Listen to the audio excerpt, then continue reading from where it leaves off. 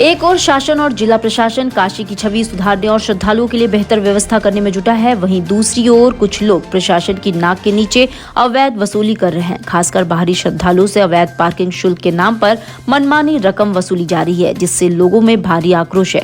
रविंद्रपुरी पुलिया के पास 12 घंटे के लिए 800 रुपए पार्किंग शुल्क की वसूली की जा रही है। अब हमारे सेठ को बताएंगे तो हम तो चलाते टैक्सी, कोई जगह मान लो 100 मान लेते, 150 मान लेते, चलो ठीक है, 50 रुपए पर घंटा है। रात को गाड़ी रहेगी, दिन को रहेगी, सुबह तक के हमारे 1200-1300 रुपए कौन भुगतेगा सर, ये बताओ। इतना भाड़ा है? हाँ, इतना भाड़ा है तो कैसे आप करेंगे? भाई हम मानते हैं चलो 200 रुपए तक का भी अगर होता है, मानते हैं चलो 200 रुपए तक का भुगतान कर सकते हैं हम तो ये मानते हैं कि पार्किंग का हाँ मान दो, चलो पर्ची दे दो हमारे को, 1000 का लोगो, 1200 का लोगो, 1500 लोगों को जो लिमिट है, जो छपी हुई बिल बुक है ना, वो दे दो हमारे को, हमारे सेट को हम प्रूव कर देंगे। कोई कुछ नहीं मिला अभी एक काली कागज दिया, उस पर लिख दिया 300 रुपए बाकी, बस। अच्छा, रसीद दिया आपको? कोई रसीद मिला आपको? रसीद ने एक चिट्ठी के ऊपर लिख के दिए। अच्छा, 24 घंटे रुपये कितना मिलेगा आपको? 24 घंटे बोले तो कल सुबह तक बोले तो 1600 देना का। 1600, 1800 रुपये। तो आप लोग कहाँ आए हैं? कहाँ आए भैया, कहाँ आए आप लोग? काशी आया। कहाँ से आ रहे हैं? हैदराबाद से। क्या करने आए हैं? दर्शन करने के लिए। दर्शन करने आए हैं।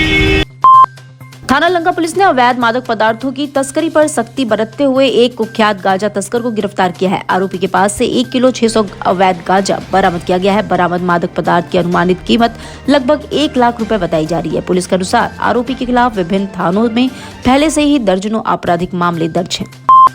वाराणसी में महाशिवरात्रि पर्व की तैयारियों को अंतिम रूप देने के लिए महापौर अशोक कुमार तिवारी और नगर आयुक्त अक्षत वर्मा मंगलवार को सड़क पर उतरे। उन्होंने केदार घाट स्थित केदारनाथ मंदिर मार्ग, तिलभांडेश्वर मंदिर मार्ग, चौकी घाट और हरिश्चंद्र घाट मार्ग का निरीक्षण किया। इस दौरान उन्होंने सफाई व्यवस्था, जल आपूर्ति, प्रकाश व्यवस्था और सुरक्षा इंतजामों का जायजा लिया और अधिकारियों को जरूरी निर्देश भी दिए। गंगा स्नान के दौरान 2 अलग-अलग घटनाओं में नेपाल और राजस्थान से आए 2 श्रद्धालुओं की डूबने से मौत हो गई। पुलिस ने शवों को कब्जे में लेकर पोस्टमार्टम के लिए भेज दिया है। नेपाल के बक्ता जिले के डुआर थाना क्षेत्र से रहने वाले अपने दोस्तों के साथ काशी दर्शन और गंगा स्नान के लिए आए राजेश श्रेष्ठ की पंचगंगा घाट पर डूबने से मौत हो गई। आदमपुर थाना क्षेत्र के सक्का घाट पर राजस्थान के अनिल स्वामी गंगा स्नान के दौरान डूब गए। महाकुंभ प्रयागराज के समापन के बाद और आगामी महाशिवरात्रि को ध्यान में रखते हुए वाराणसी में वाहनों की आवाजाही में भारी बढ़ोतरी देखी जा रही है। हाईवे से गुजरने वाले वाहनों की संख्या बढ़ने के कारण सड़क किनारे अनियमित और बेतरतीब तरीके से खड़े भारी वाहनों से दुर्घटनाओं की संभावना बढ़ गई है। इसी को रोकने के लिए प्रशासन ने हाईवे किनारे अवैध पार्किंग पर सख्ती शुरू कर दी है। डीएवी पीजी कॉलेज का युवा महोत्सव उड़ान 2025 इस बार नारी शक्ति को समर्पित रहेगा। IQSC के तत्वाधान में सांस्कृतिक समिति द्वारा 3 दिनों तक आयोजित होने वाले इस महोत्सव का शुभारंभ प्रख्यात शास्त्रीय गायिका पद्मश्री डॉक्टर सोमा घोष द्वारा होगा। वहीं विख्यात सितारविद पंडित देवव्रत मिश्रा समापन समारोह की शोभा बढ़ाएंगे। महोत्सव में 40 से अधिक स्पर्धाओं में लगभग 240 से ज्यादा प्रतिभागी शामिल होंगे। साहित्यिक और कला से संबंधित कार्यक्रम आयोजित होंगे, जो छात्रों के भीतर निहित विभिन्न प्रकार की क्षमताओं का, उनकी प्रतिभा का को प्रकट करने का एक अवसर है, एक मंच है युवा महोत्सव का कार्यक्रम, जिसके माध्यम से अपने भीतर निहित क्षमताओं को इस विभिन्न कार्यक्रमों के माध्यम से अपने इस समाज के कल्याण के लिए, व्यक्तित्व के विकास के लिए, चरित्र के निर्माण के लिए, सामाजिक सेवा से रिलेटेड, और पूर्ण रूप से जो कार्यक्रम है ये नारी शक्ति को समर्पित है।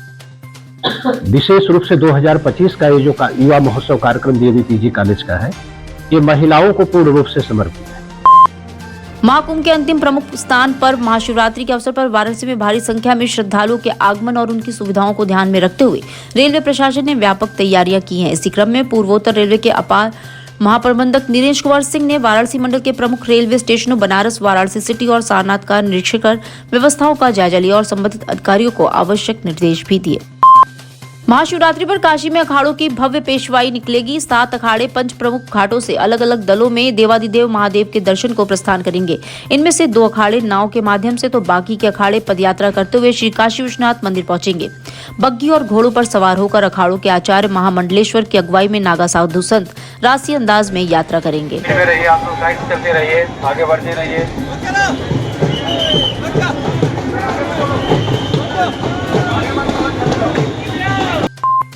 काशी में महाशिवरात्रि और पलट प्रवाह को देखते हुए पुलिस प्रशासन ने पूरी तैयारियां कर ली हैं। श्रद्धालुओं को किसी भी प्रकार की असुविधा न हो, इसके लिए सुरक्षा के पुख्ता इंतजाम किए गए हैं। घाटों, प्रमुख मार्गों और बाबा विश्वनाथ मंदिर परिसर में पुलिस बल तैनात किया गया है। श्रद्धालुओं की भीड़ को नियंत्रित करने और सुरक्षा बनाए रखने के लिए ड्रोन कैमरों से निगरानी की जा रही है। कंट्रोल रूम से भी हर गतिविधि पर पैनी नजर रखी जा रही है। टोटल काशी 6 जोन को 18 सेक्टर में विभाजित कर ड्यूटियां लगाई जा रही है। इसमें 6 कंपनी पीएससी, 3 कंपनी एसएसबी और 1 कंपनी फ्लड पीएससी को भी ड्यूटियां लगाए गए। और इसके अतिरिक्त बाहर जनपद से 10 गेजेटेड ऑफिसर्स और कुल 1790 कर्मचारियों का ड्यूटियां लगी हुई है। और इसके अतिरिक्त जो हमारा पुलिस कमिश्नरेट वाराणसी का भी जो पुलिसकर्मी है उनका भी ड्यूटियां लगा के विभिन्न जगहों पर ड्यूटियां लगाए गए हैं। और ये ट्रैफिक को और श्रद्धालुओं को सुगम यातायात के लिए और सुगम दर्शन के लिए ये 3 लेयर में हम एक्सेस कंट्रोल कर रहे हैं। और मंदिर की जो नज़दीक 1 किलोमीटर परिधि में पूरा नो व्हीकल जोन घोषित किया गया। इसमें केवल पैदल श्रद्धालुओं को एंट्री किया जाएगा। और इसमें भी एंट्री और एग्जिट को अलग किया गया है ताकि जो भीड़ के आपस में कोई टकराव ना हो और कहीं कोई प्रेशर की स्थिति उत्पन्न ना हो। इसके अतिरिक्त जो हमारा घाट एरिया में भी डाइवर्शन किया जा रहा है, सभी लोग एक घाट में ना पहुंच पाए, इसके मद्देनजर विभिन्न जगहों पे डाइवर्शन भी किया जा रहा है। सर, नागा साधु को जो आगमन होगा सर लगभग 3 घंटे के लिए, तो उनके लिए किस तरह का प्रशासन व्यवस्था बनाया है? ये इस बार महाकुंभ का जो महाशिवरात्रि है उसमें नागा साधुओं का परंपरागत जुलूस, पेशवा जुलूस निकलेगा। इसमें सुरक्षा व्यवस्था के लिए 1 कंपनी एसएसबी नागा साधुओं को सुरक्षा में उनके आश्रम से काशी विश्वनाथ मंदिर तक ले जाएंगे। इनका टाइम भी प्रशासन की तरफ से समन्वय स्थापित कर निर्धारण किया गया है। और ये 6 बजे से 9 बजे के बीच में जो नागा साधुओं का जुलूस है इसका पेशवाई जुलूस निकालेंगे। और इसको भी सुगम इस दौरान जो श्रद्धालु हैं इनको भी कोई असुविधा ना हो, इसको भी ध्यान में रखते हुए सबको व्यवस्था किया गया। महाशिवरात्रि की पूर्व संध्या पर मंगलवार की शाम काशी की प्रसिद्ध पंचकोशी यात्रा की शुरुआत हुई। श्रद्धालुओं ने मणिकर्णिका घाट स्थित चक्र पुष्करणी कुंड में स्नान कर यात्रा की शुरुआत की। श्रद्धालु पूरी रात और महाशिवरात्रि पर पूरे दिन काशी की परिक्रमा कर शाम को वापस मणिकर्णिका पहुंचेंगे। वहां महादेव की पूजा अर्चना कर अपनी यात्रा समाप्त करेंगे। ऐसी मान्यता है कि कुंड में स्नान कर पंचकोशी यात्रा करने से सभी तरह के पाप कट जाते हैं और भगवान शिव की विशेष कृपा प्राप्त होती है। लिंगम ना काशी सदस्य पूरी नाम मणिकर्णिका समाप्त नास्ति ब्रह्मांड बोल के इस पूरे ब्रह्मांड में ना विश्वेश्वर के समान कोई चलेगा, ना काशी के समान कोई सदस्य पूरी है, ना मणिकर्णिका के समान कोई तीर्थ है। ये काशी का अनादि तीर्थ है मणिकर्णिका, जहाँ से यहाँ काशी की पंचकोशी यात्रा, अंतरकोशी यात्रा, दोनों ही यात्राएं यहाँ से शुरू होती है, यहीं पे ही समाप्त होती है। और ये अनादि काल से चलता चला आ रहा है। यात्रा का यही है मनसा वाचा कर्मणा, अपने मन वचन को दुरुस्त करने के लिए और महादेव की कृपा पाने के लिए ये पंचकोशी यात्रा की जाती है। जो भी काशीवासी है वो एक बार जरूर पंचकोशी यात्रा करते हैं। ये कम से कम समझ लीजिए कि अभी रात भर ये चलेंगे, दूसरे दिन शाम तक ये अपनी यात्रा पूरी करेंगे। जी, यहीं से प्रारंभ होता है और यहीं पे इसकी पूर्णाहुति होती है। जी, कहा गया है कि अनादिकाल में भगवान विष्णु ने यहाँ पे 60,000 साल तक तपस्या किया है। उन्हीं के चक्र के द्वारा ये चक्र की स्थापना हुई है। और इसमें सबसे पहला स्थान शंकर और पार्वती जी ने किया है। शंकर भगवान कुंड और पार्वती का मणि इसमें गिरा, तब से इसका नाम चक्र मणिकर्णिका कुंड रखा है।